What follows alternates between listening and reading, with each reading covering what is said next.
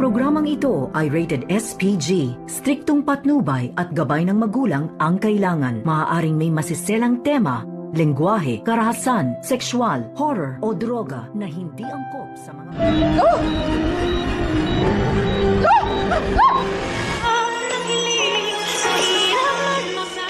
Narito na nga ang ating pagkaabangan mamaya sa abot kamay na pangarap. Hindi nga nagustuhan ni Zoe ang ibinalita dito ng kanyang ina na si Moira at sinabi ni Moira sa kanyang anak na may malaki nga daw silang problema dahil lumabas na daw ang resulta ng fingerprint dito ni Zoe at nagiging match nga daw ito. At hindi nga natuwa itong si Zoe bagkos ay umiyak siya ng husto at sinasabi niya dito sa kanyang ina na papaano na daw ngayon, ayaw daw niyang makulong.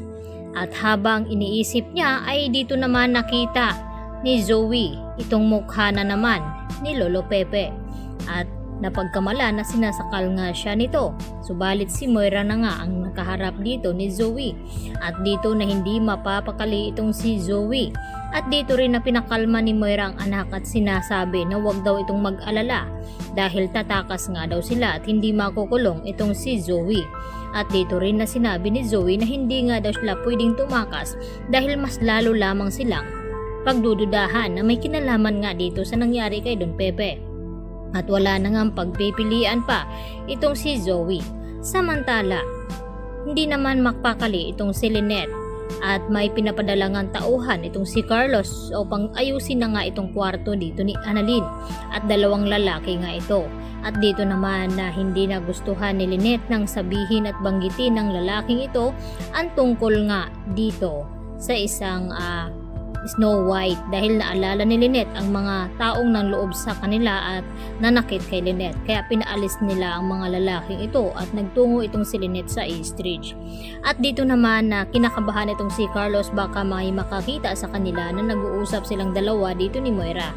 At hindi naman umamin itong si Carlos kay Moira na may kinalaman nga siya dito sa nangyari nga kay Don Pepe na nagkaroon ng cardiac arrest. At dito niya pilit na pinaalis itong si Moira. Subalit nakaramdam itong si Moira na may kinalaman na nga itong si Carlos sa nangyari nga dito kay Don Pepe. Samantala pumasok na nga sa trabaho itong si Zoe dito sa Apex Hospital at nakita naman dito ni Doc Antonio na nag-iisa ito at parang nakatulala at dito nilapitan ni Dr. Antonio itong si Zoe at nagulat naman ito. At dito na biglang humagulhol at umiyak at dito sinabi ni Zoe na lagi daw nagpaparamdam sa kanya itong si Lolo Pepe.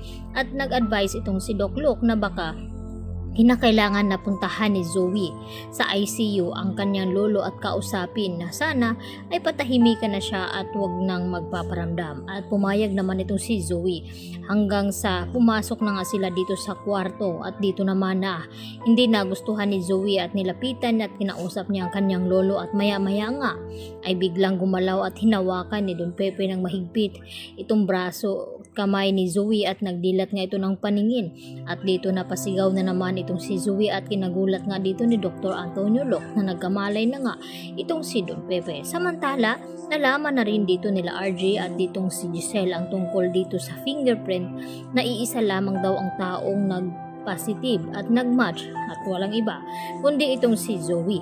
At dito rin nakakuha pa ang mga pulis ng another na ebidensya dito sa sapatos nga ni Zoe na natanggal nung ito'y hinihulog nga doon sa bangin itong si Don Pepe. Kaya sari-sari na nga ang ebidensya na hawak ngayon ng mga kapulisan lalo pat nakita ng katulong ni RJ itong sapatos ni Zoe na wala na daw itong design na kabago-bago at ang mahal-mahal pa naman. Kaya agad naman na tumawag itong si Moira at kinatakot dahil nalaman na nga nila RJ at Giselle ang resulta. Kaya nagmamadali sila na baka maabutan sila ni RJ at Giselle kaya kailangan nga daw nilang tumakas at kabado na nga sila si Moira ngayon at itong si Zoe at wala na nga sila sigurong ligtas baka dito na nga sila mabibisto. Kaya yan naman ang ating pakatutukan at aabangan mamaya mga kapuso kung ano ang magiging kahinatnan dito ni Zoe. Yan lang po at maraming pong salamat sa inyong panonood at pakikinig.